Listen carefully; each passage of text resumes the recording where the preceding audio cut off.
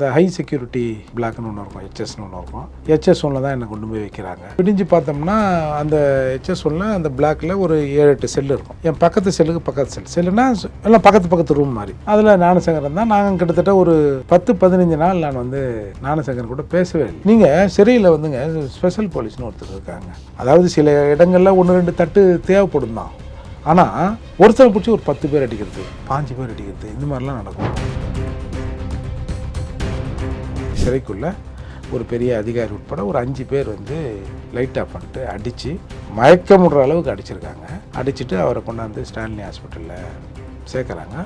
அப்போ இந்த தகவல் வந்து நமக்கு வருது. சிறையில் வந்துங்க நீங்கள் இப்போ ஒரு குற்றம் சாட்டப்பட்டவர் ஒரு குற்றவாளியை போலீஸ் ஸ்டேஷனுக்கு பிடிச்சின்னு போகிறாங்கன்னு வச்சிங்களேன், நல்லா சரியாக அடிப்பாங்க போலீஸ். பல பேர் அடிப்பாங்க. அடிச்சுட்டு ஒரு கட்டத்துக்கு மேலே எல்லாத்தையும் இவனை ரிமாண்ட் ப்ரொசீஜர்லாம் பண்ணிவிட்டு அவனை என்னடா பாத்ரூம் எடுத்துன்னு போகிறேடா அப்படின்னு அப்படி கூட்டும் போய் என்னடா உண்மையும் சொல்லக்கூடாதா, பாடுறா மோசமானவன்டா அந்த இன்ஸ்பெக்டர், எப்படி ஒன்று அடிச்சிட்டான் பாடுறா, நீயாவது கொஞ்சம் வாயை தந்து சொல்லியிருக்கலாம்ல, ஏன்னா பிரியாணி எதனா சாப்பிட்றியாடா அப்படின்னு சொல்லி சாப்பிட வச்சுட்டு 2 சிகரெட்டை கொடுப்பான் போலீஸை. ஒரு சிகரெட்டை கொடுத்துட்டு நான் ஒன்று போட்டுறா, சிறைக்கு போனால் சிகரெட்லாம் கிடைக்காதரா, ஒரு நீ சிகரெட் போட்டுறா, நான் பார்த்துருந்தா, நீ கொஞ்சம் இரு, நான் வந்து இன்ஸ்பெக்டருக்கு கோவம் போன உடனே உனக்கு வந்து பெயில் போகிறதுக்கு நோ அப்ஜெக்ஷன் தரதுக்கு நான் சொல்கிறேன் அப்படின்னு இவனை கன்வின்ஸ் பண்ணுவாங்க. ஒரு மேஜிஸ்ட்ரேட் கிட்ட கூட்டு போவாங்க. ஏன் இவனை தயார்படுத்தி கூட்டு போகிறாங்கன்னா, ஐயோ என்ன அவனை என்ன அடிச்சாங்களாயா அப்படின்னா இவன் சொல்லணும். இவன் கூட்டு போகும்போதே அப்படி நைஸாக சொல்லு. அங்கே போய் மேஜிஸ்ட்ரேட் எதனா கேட்பாரு, எதாவது சொல்லி சொல்லாத, ஏதோ உன்னோட முடிஞ்சிட்டோம் இல்லைன்னு வச்சுக்க, நீ எதனா சொன்னேன்னு வச்சுக்க, உங்கள் வீட்டில் இருக்கிறவங்களாம் அந்த இன்ஸ்பெக்டர் கேஸை போட்டுருவாரு, என்னத்துக்கு பக்கமாக எதனா கேட்டால் இல்லைன்னு சொல்லணும். இவனை உருவேற்றி கொண்டு போகணும்.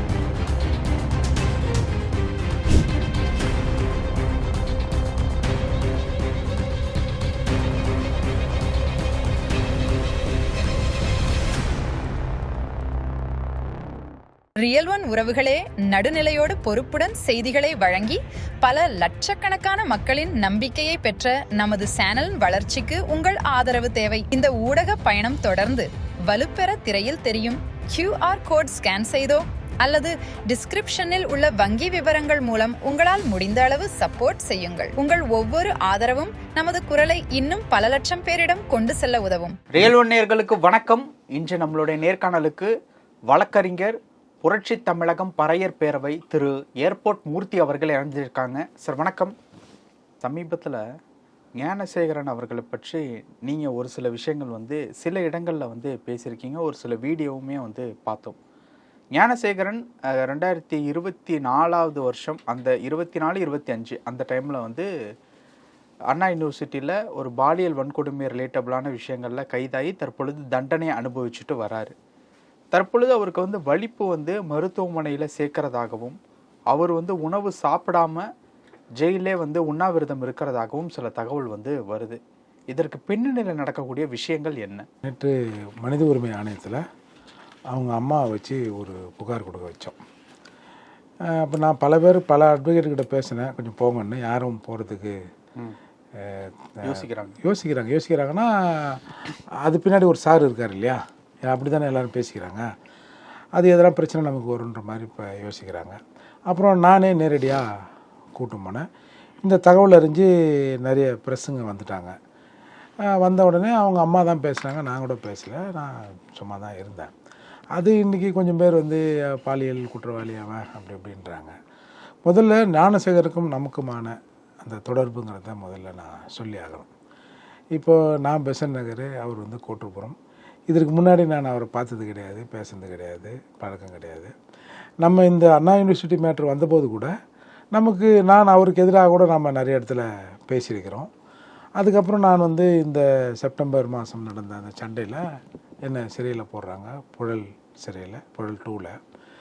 அப்போது அந்த ஹை செக்யூரிட்டி பிளாக்னு ஒன்று இருக்கும், ஹெச்எஸ்னு ஒன்று இருக்கும். ஹெச்எஸ் ஒன்றில் தான் என்னை கொண்டு போய் வைக்கிறாங்க. விடிஞ்சு பார்த்தோம்னா அந்த ஹெச்எஸ் ஒன்றில் அந்த பிளாக்கில் ஒரு 7-8 செல் இருக்கும். என் பக்கத்து செல்லுக்கு பக்கத்து செல்லுனா எல்லாம் பக்கத்து ரூம் மாதிரி. அதில் ஞானசேகரன் தான். நாங்கள் கிட்டத்தட்ட ஒரு 10-15 நாள் நான் வந்து ஞானசேகரன் கூட பேசவே இல்லை. ஆனால் ஒரே செல்லில் தான் இருக்கீங்க. ஆமாம், பக்கத்து செல், ஒரு செல்லு இண்டிவிஜுவலாக இருப்பாங்க, ஒரு செல்லில் ஒரு ஆளுக்கு ஒரு செல்லு. ஆமாம், கொஞ்சம் இந்த மாதிரி கொஞ்சம் பாதுகாப்பு தேவைப்படுகிற நபர்களுக்கு அந்த மாதிரி கொடுப்பாங்க. அப்போது நான் ஒரு 10-15 நாள் அவர்கிட்ட பேசவே இல்லை. ஏன்னா நம்ம வெளியிலேருந்து அவர் மீது இருக்கிற ஒரு கோபம் இருக்குல்ல, என்னடா இந்த மாதிரி சமூகத்தில் இந்த மாதிரி இருக்கிறாங்களே அப்படின்ற கோபம். அதுக்கப்புறம் அப்படியே இருந்துட முடியாதுல்ல. அந்த செல்லில் நாங்கள் ஒரு 8 பேர் இருப்போம். அப்போ அந்த 8 பேர் தான் ஒன்றா உட்காந்து டிவி பார்ப்போம். ஒரு டீ இல்லை சாப்பாடு வருகிற போது எல்லோரும் ஒன்றா இருப்போம். வெளியில் வந்தோம்னா வாக்கிங் வந்தால் எல்லாம் ஒன்றா தான் நடந்தாகணும். அப்படிங்கிறபோது மெல்ல அவர் கூட பேசுகிறதுக்கான அந்த சூழ்நிலை ஏற்பட்டது. அப்புறம் பேசணும். கிட்டத்தட்ட நாங்கள் அதில் ஒரு தமிழ்காரங்க ஒரு 4-5 பேர் இருந்தோம். எல்லோரும் ஒன்றா தான் சாப்பிடுவோம். அப்படிங்கும்போது பழகிறதுக்கு ரொம்ப இனிமையாக இருந்தவர். ஏன் பழகிறதுக்கு ரொம்ப இனிமையாக இருக்கார், ஏன் இருந்தாலும் இந்த மாதிரி பண்ணான்ற எண்ணமும் நமக்கு உண்டு. என்ன பேசுனீங்க? இல்லை, நான் சில விஷயங்களே அப்படி நாசுக்காகவும் பேசினேன்.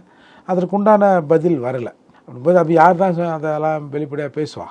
ஆனால் அவரை பொறுத்த வரைக்கும் கொஞ்சம் பழகிறதுக்கு நல்ல மனுஷன். ஒரு 4 மாதம் நான் சாப்பாடு போய் ஒருத்தர் தான் எடுப்போம். அதை அவர் செய்வார். எல்லோரும் கொஞ்சம் கேர் பண்ணுவார். சாப்பாடு போடுறது எல்லாத்தையும். அதான் அது எங்கள் 4-5 பேருக்கு நாங்கள் ஏற்கனவே பிரியாணி போட்டுட்டு இருந்தவர் தானே. இல்லை, பிரியாணி செஞ்சவர் இல்லை, அந்த பரிமாறுறதெல்லாம் ஆல்ரெடி இருந்த ஒரு பழக்கம் தான். இல்லை, அந்த ஒரு கைண்ட்னஸ் வேணும்ல. நம்ம உண்டு நம்ம வேலை உண்டுன்னு இருக்கிறது வேறு. இப்போ நான் அப்படி தான் இருப்பேன், நம்ம உண்டு நம்ம வேலை உண்டுன்னு. அந்த மாதிரி இல்லைன்னு சொல்ல வரேன் நான். கொஞ்சம் அப்படி அந்யோன்யமாக பழகக்கூடியவர். அப்படி இருந்துட்டு அப்புறம் நாங்கள் வந்துட்டோம். அவர் மேலே இருந்த குண்டா நட்புன்னு எடுத்துக்கலாமா? நட்பு பழக்கம், நட்பு வேறு. 4 மாதம். ஆமாம், 4 மாதமாக இருந்தோம். நட்புன்னு கூட நீங்கள் சொல்லலாம். நட்புன்னா அது வேறு மாதிரியா சொல்லுவானுங்க. ஒரு பழக்கம். ஒரு மிகப்பெரிய நபர் கூட அந்த சிறையில் இருந்தார். அப்போ எல்லாரும் ஒன்று மண்ணா இருந்து தானே ஆகணும். சும்மா ஒரு 50 அடிக்குள்ளே இருக்கிறோம், அப்புறம் மூஞ்ச திருப்பின்னு இருக்க முடியாது இல்லையா? ஆனால் அப்படி இருந்தாலும் உங்களுக்கு மனசுக்குள்ளே ஒரு கோபம் இல்லை, அதுக்கப்புறம் இல்லை அது. ஏன்னா நம்ம இன்றைக்கி ஃபஸ்ட்டு ஒன்று தெரிஞ்சுக்கணுங்க. ஞானசேகரன் மீது இருக்கிற கோபம் என்பது ஞானசேகரன் மீது மட்டுமான கோபம் மட்டுமல்ல, அதற்கு பின்னாடி இருக்கிற நபர்கள் மீது கோபம் தான் ஞானசேகரன் மீதான கோபம். இப்போ நீங்கள் பல போராட்டங்கள் நடைபெற்றது. பொதுவாகவே ஒரு போராட்டம் பண்ணான்னா ஒரு 1/2 மணி நேரம் 1 மணி நேரம் அவங்க கோஷம் போட்டு அவங்க கோரிக்கையை கண்டித்து பேசிட்டு கலைஞ்சு போவது, இல்லை போலீஸ் செக்யூர் பண்ணி அவங்கள ஒரு மண்டபத்தில் வச்சுட்டு ஈவினிங் விடுறது தான் தமிழ்நாட்டில் பர்மிஷன் வாங்காமல் போராட்டம் நடக்கிற நடைமுறை. ஆனால் நீங்கள் அண்ணா யூனிவர்சிட்டியை பொறுத்தவரை நீங்கள் தமிழிசை பார்த்துருப்பீங்க. தமிழிசை அவர்கள் வண்டியிலேருந்து இறங்குறாங்க. இறங்கும்போதே அவங்கள பிடிச்சி செக்யூர் பண்ணி போனதை பார்த்தோம். அதே மாதிரி அன்புமணி அவர்கள் மனைவி சௌமியா அன்புமணி அவர்கள் வண்டியை விட்டு இறங்க விடல அவங்கள. அப்போது அவ்வளவு நெருக்கடிகளை காவல்துறை கொடுத்தது. அந்த மாதிரி ஒரு மாணவி பாதிக்கப்பட்டால் மாணவர்களுக்கு அந்த உரிமை, முதல் உரிமை இருக்குல்ல. அப்போது எங்கேயாவது மாணவர் போராட்டங்களை இவர்கள் அனுமதித்தார்களா? இல்லவே இல்லை. அப்போ அப்படி அந்த போராட்டத்தை நசுக்கினாங்கல்ல. அப்படி நசுக்கிற போது மக்களுக்கு ஒரு எரிச்சல், வெறுப்பு வருகிறது. அந்த வெறுப்புங்கிறது ஞானசேகரன் மீது இருக்கிற வெறுப்பு மட்டுமல்ல. ஞானசேகரனுக்கு பின்னாடி ஏதோ ஒரு சாருன்னாங்க இல்லையா? இப்போ கூட எடப்பாடியார் யார் அந்த சாருன்னு பேஜ் கொடுத்துன்னு சட்டமன்றம் போனார். இன்னமும் அந்த கேள்வி உயிர்ப்புடன் இருப்பதா தான் நான் பார்க்குறேன். கேஸ் முடிஞ்சிருச்சு, தண்டனை கொடுத்தாலும் உயிர்ப்புடன் இருக்குது. உயிர்ப்புடன் இப்போ எடப்பாடியார் சொன்னார் இல்லை, நீங்கள் ஒரு வாரத்துக்கு முன்னாடி பிரச்சாரத்தில் சொல்கிறாரு, அதிமுக ஆட்சி அமைச்சால் அந்த சார் கழித்திங்க வைப்போம், சிறைக்கு போவார்னு அவர் சொல்கிறார். அப்படி இருக்கிற சூழ்நிலை அவர் சொல்லி ஒரு வாரத்தில், பிரச்சாரத்தில் சொல்லி ஒரு வாரத்தில் இவரை இந்த மாதிரி சிறைக்குள்ளே ஒரு பெரிய அதிகாரி உட்பட ஒரு 5 பேர் லைட் ஆஃப் பண்ணிட்டு அடித்து மயக்கமுடுற அளவுக்கு அடிச்சிருக்காங்க. அடிச்சுட்டு அவரை கொண்டாந்து ஸ்டான்லி ஹாஸ்பிட்டலில் சேர்க்குறாங்க. அப்போது இந்த தகவல் நமக்கு வருது. வந்த உடனே சரி, அப்போது ஒரு கையால் பழகியிருக்கோம், சாப்பிட்ருக்கோம் அப்படின் போது நான் ஸ்டான்லி ஹாஸ்பிட்டலுக்கு போகிறேன். போன உடனே என்ன கொண்டு போய் வச்சாங்களா, IMC unit, immediate medical care யூனிட்னு ஒன்று இருக்குது, அங்கே கொண்டு போய் வச்சுருந்தாங்க. அப்போ அங்கே போலீஸ் இருந்தாங்க. அப்போ நான் போய் கேட்குறேன், இந்த மாதிரி பார்க்கணுன்னே. இல்லைங்க, பார்க்க அனுமதி இல்லை, நீங்கள் ஆர்எம்ஓவை கேளுங்க.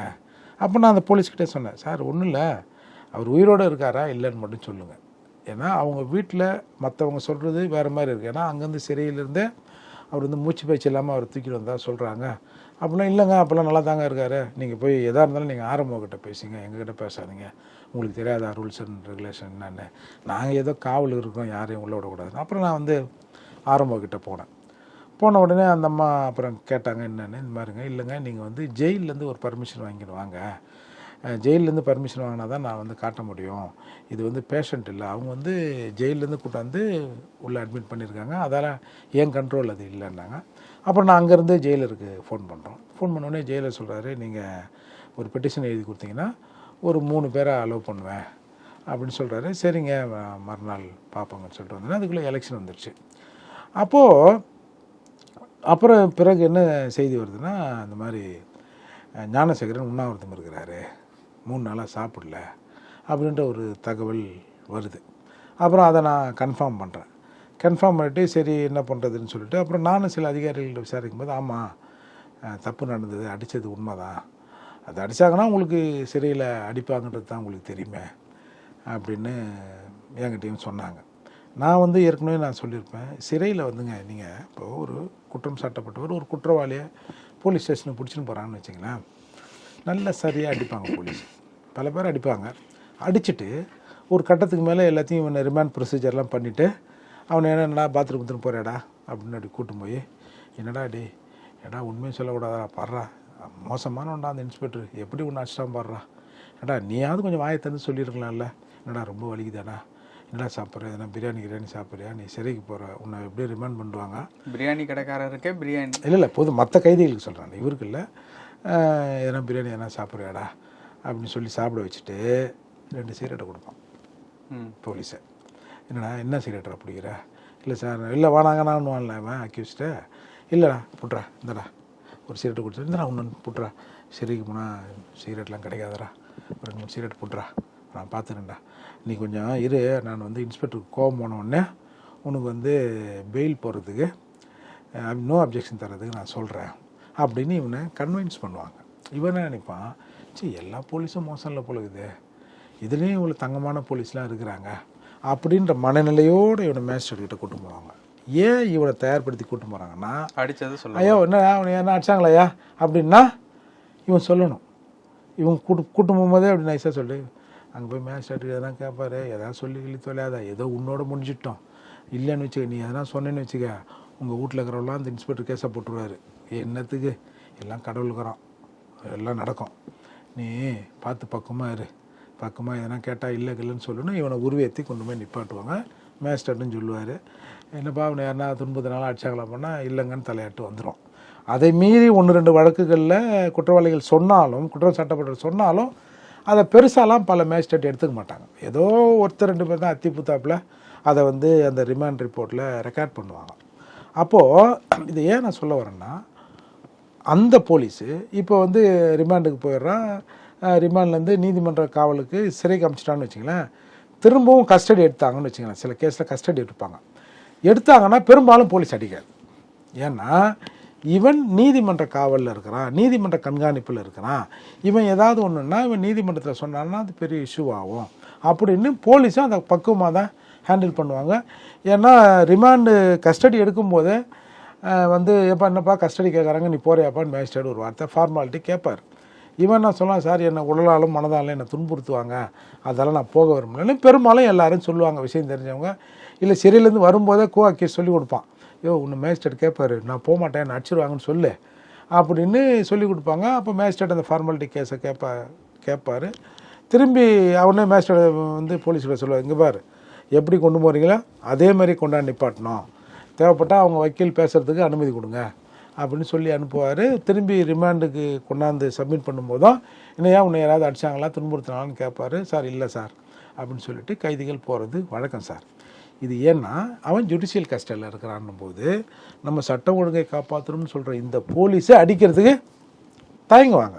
அப்போ ஜுடிஷியல் கஸ்டடியில் ஒருத்தன் சிறையில் இருக்கான், உன்னோட வேலை என்ன, என் நீதிமன்ற கண்காணிப்பில் இவன் இருக்கிறான், இவனை நான் நீதிமன்றத்தில் வச்சுன்னு இருக்க முடியாது, அதால் ஒரு பொதுவான இடத்த கட்டி நான் அவனை அங்கே அனுப்புகிறேன், அவனை பார்த்துக்கோ, புரியுதா, அவனை பார்த்துக்கோன்றது தான் சிறைக்கு அனுப்புறது. அப்போது சிறைக்குள்ளே இப்படி அடித்தா என்ன பண்ணுறது?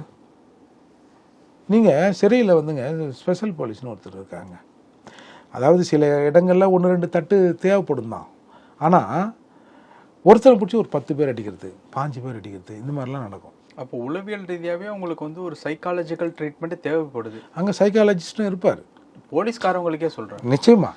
ஏன்னா நான் திரும்ப சொல்கிறது இதுதான், அதாவது சார் ஒரு சிறைவாசி ஒரு சிறைக்கு அனுப்பப்பட்டவன் தன்னை எதுக்கு அடிக்கிறான்னு கூட தெரிய வேணாம். என்னவோ போலீஸுக்கு கோவம், சிறை காவலருக்கு கோவம், நம்மளை அடிக்கிறாங்க அப்படின்னு கூட வச்சுக்கிட்டான். ஆனால் யார் அடிக்கிறாங்கன்னு அவனுக்கு தெரிய வேணாம். சப்போஸ் நாளைக்கு சார் இன்னார் தான் அடிச்சார், இன்னார் தான் அடிச்சார், இந்த மூர்த்தி அடிச்சார், சுகுமார் அடிச்சார், குமார் அடிச்சார் அப்படின்னாவது அவனுக்கு ஏதாவது ஒன்று ஆச்சுன்னா அவன் பதில் சொல்லணும்ல. ஆனால் பெரும்பாலும் சிறைகளில் இந்த மாதிரி நேம் பிளேச் இல்லாமல் ஸ்பெஷல் போலீஸ்ன்ற பேரில் வெளுத்து எடுப்பாங்க. பட் சிறையை நிர்வகிக்கிறதுக்கு 1-2 கண்டிஷன்கள் பண்ண வேண்டியதுதான். ஆனால் அங்கே நடக்கிற இந்த விஷயங்களை பார்த்தா ரொம்ப கொடுமையாக இருக்கும். அப்படித்தான் இந்த சிறை 1லையும் இந்த சம்பவம் நடந்திருக்கு. நமக்கு என்னென்னா, ஏதாவது தப்பு செஞ்சுருந்தான்னா நீங்கள் வந்து காவல் நிலையத்தில் புகார் கொடுத்து ஒரு எஃப்ஐஆரும் போடலாம். சிறையில் இருக்கும்போது எஃப்ஐஆர் போடலாம். ஒன்று அதை பண்ணணும். ஒரு 5-6 பேர் சேர்ந்து ஒரு அதிகாரி தலைமையில் நீங்கள் போட்டு அவனை சாகடி அடித்து வந்து கொண்டாடுறீங்க. சரி, அது கூட சரி. அதுக்கு பின்னாடி என்ன இருக்குது தெரியணும்ல. இவனால 1.5 வருஷமாக அவன் சிறையில் இருக்கிறான். இது வரைக்கும் அந்த மாதிரி எந்த சம்பவமும் நடக்கலை. ஒரு எதிர்க்கட்சி தலைவராக இருக்கவர் நாங்கள் ஆளுங்கட்சியாக நாளைக்கு வந்து விட்டால் நாங்கள் நிச்சயமாக ஞானசேகரன் மீது அந்த வழக்கின் மீது திரும்பவும் நடவடிக்கை எடுத்து பல விஷயங்களை பண்ணுவோன்னு சொன்ன பிறகு இது நடக்குதுன்னா, நான் இவங்க சொல்லி தான் நடக்குதுன்னு சொல்லலை. ஆனால் இந்த சொன்ன பிறகு இது நடக்குதுன்னா இது 2க்கும் ஒரு சம்பந்தம் இருக்குன்னு ஞானசேகரன் நினைப்பான், மற்ற கேட்குற எல்லாரும் நினைப்பாங்கல்ல. ஜென்ரலாக அப்படி தானே நினைக்க தோணும். உண்ணாவிரதம் பண்ணுறாருன்னா உணவில் ஏதாவது அந்த மாதிரியான விஷயங்கள் எதுவும் இல்லை. அவன் என்ன சொல்கிறான், நான் இவ்வளோ நாள் சிறையாக இருந்தேன், நான் எந்த பிரச்சனையும் பண்ணலை, ஆனால் இப்போ வந்து காரணமே இல்லாமல் என்னை வந்து இந்த மாதிரி லைட் ஆஃப் பண்ணிட்டு இவ்வளோ பேர் அடிக்கிறாங்கன்னா அதற்கான நீதி விசாரணை எனக்கு வேணும், எனக்கு உண்மை தெரிஞ்சாகணும்னு சொல்கிறான். மீன் டைம் அந்த ஞாயிற்றுக்கிழமை அடி வாங்குறான், திங்கட்கிழமை வந்து ஹாஸ்பிட்டலில் சேர்த்து டிஸ்சார்ஜ் பண்ணுறாங்க. செவ்வாய் அல்லது புதனில் அள்ளிக்குளம் மேஜிஸ்ட்ரேட் கிட்ட அவனுக்கு அன்றைக்கி வந்து கோர்ட்டு நாள். அந்த காணொலி மூலிமா ஆஜர்படுத்தும் போது அவன் அந்த மேஜிஸ்ட்ரேட்டை சொல்கிறான், என்ன இந்த மாதிரி வந்து ஒரு பேரை சொல்லி இவங்க உட்பட ஒரு 5-6 பேர் என்னை வந்து இந்த மாதிரி தாக்கி என்னை ஹாஸ்பிட்டல் அட்மிட் பண்ணி எனக்கு எந்த ட்ரீட்மெண்ட்டும் கொடுக்காம டிஸ்சார்ஜ் பண்ணி கொண்டாந்து வச்சுட்டாங்க. எனக்கு உடம்பு முழுக்க ரத்தம் கட்டின்னு இருக்குது. நான் வந்து இந்த உண்மை நிலையை வந்து மேஜிஸ்ட்ரேட் வந்து என்னை நேரடியாக சிறையில் பார்த்து என்கொயரி பண்ணணும், அதுவரை நான் வந்து உணவு அருந்த மாட்டேன் அப்படின்னு சொல்லி அவன் உண்ணாவிரதம் இருக்கிறதே மேஜிஸ்ட்ரேட்டுக்கிட்டையும் சொல்கிறான். சொன்ன பிறகு நேற்றுன்னு நினைக்கிறேன், நேற்று வந்து மேஜிஸ்ட்ரேட் உள்ளே வந்திருக்கிறாங்க. வந்து ஒரு கிளாஸ் மோரை கொடுத்து முதல்ல இதை குடிச்சிட்டு அப்புறம் உன்னோட கிரீவன்ஸ் என்னவோ அதை சொல்லு அப்படின்னு ஒரு விசாரணை நடத்தியிருக்காங்க. நான் சாப்பிட மாட்டேன், ஒரு நீதித்துறையிலேருந்து வர நீங்கள் சொல்கிறதால நான் அந்த ஒரு கிளாஸ் மோரை குடிக்கிறேன் அப்படின்னு குடிச்சிட்டு அந்த என்கொயரியில் அவன் வந்து இருந்திருக்கான். இது என்னென்னா சார், ஒரு மனைவியை ஒரு கணவன் என் மனைவி தான் இவ அப்படின்னு ஒரு ரூமில் போட்டு பூட்ட முடியாது. என் புள்ள, நான் பெற்ற புள்ள, என் பிள்ளைய நான் பள்ளிக்கூடத்துக்கு அனுப்ப மாட்டேன். என் பிள்ளை நான் என் ஸ்டண்டா, நான் மாடு மேய் கூடுவேன், ஆடு மேய் கூடுவேன், இல்லை வீட்டில் கூட வச்சுருப்பேன் அப்படிலாம் சொல்ல முடியாது. 14 வயது வரைக்கும் தன் பெற்ற பிள்ளையாக இருந்தாலும் அவனுக்கு கல்வியை மறுப்பது இந்திய அரசியலமைப்பு சட்டப்படி தப்பு. அப்போது ஒருத்தனை சட்டம் மட்டும்தான் ஒருத்தனை வந்து தனிமைப்படுத்த முடியும். நீதிமன்றம் தான், சட்டத்தை கையாளுகிற நீதிமன்றம் தான் இவனை பிடிச்சி ஒரு 6 மாதம் சிறையில் போடுங்க, 6 மாதம் இவனை வந்து செல்ல போடுங்கன்னு சொல்ல முடியுமே தவிர வேறு எந்த நபராலும் எந்த சக்தியாலும் அதை சொல்லுவதற்கு சட்டத்தில் இடம் இல்லை. அப்படி இருக்கிற போது சட்டம் தூக்கு தண்டனை கொடுக்கறதுக்கு உரிமை இருக்குது. இன்ன குற்றத்துக்கு இது கடும் குற்றம், இதற்கு வந்து கேபிட்டல் பனிஷ்மெண்ட் தரணும் அப்படின்னு தூக்கு தண்டனை கொடுக்கலாம். இப்போ சரி 30ஆம் தேதி தானே தூக்கு, திமுரு பற்றியா இந்த தப்பு நீதிமன்றமே வந்து தூக்கு போட சொல்லிடுச்சு அப்படின்னு 20ஆம் தேதி அவர் தாட்சி கொண்டு இல்லாமா, அது சட்டப்படி சரியா? அப்போது இதில் ஞானசேகரன் நல்லவனா கெட்டவனாங்கிறதை தாண்டி இது மிகப்பெரிய மனித உரிமை மீறல். இது பின்னால் ஏதாவது சதி இருக்கிறதா, இதற்கு பின்னால் இதை யாராவது இயக்குகிறார்களா அப்படிங்கிற ஒரு உண்மை நமக்கு தெரியணும்ல. இப்போ இன்றைக்கு ஏன் வந்து மூர்த்தி போய் அங்கே நின்னார் அப்படின்னா, சார் ஞானசேகரன் தூக்கில் போட்டோம், ஒன்றும் பிரச்சனை இல்லை, அதை நீதிமன்றம் செய்யணும். அதை தனிநபர்கள் அந்த உயிரை பறிப்பதற்கோ இல்லை அந்த உயிருக்கு ஒரு அச்சுறுத்தல் விளைவதற்கோ சட்டம் அனுமதிக்காது.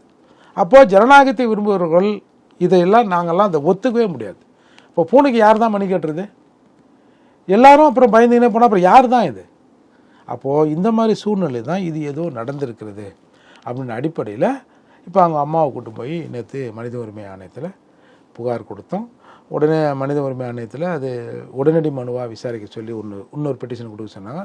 கொடுத்துருக்கோம். இப்போ விசாரணை செஞ்சுன்னு இருக்கிறாங்க. ஓகே சார், பல விஷயங்கள் பேசியிருக்கோம். நேரத்துக்கு ரொம்ப நன்றி.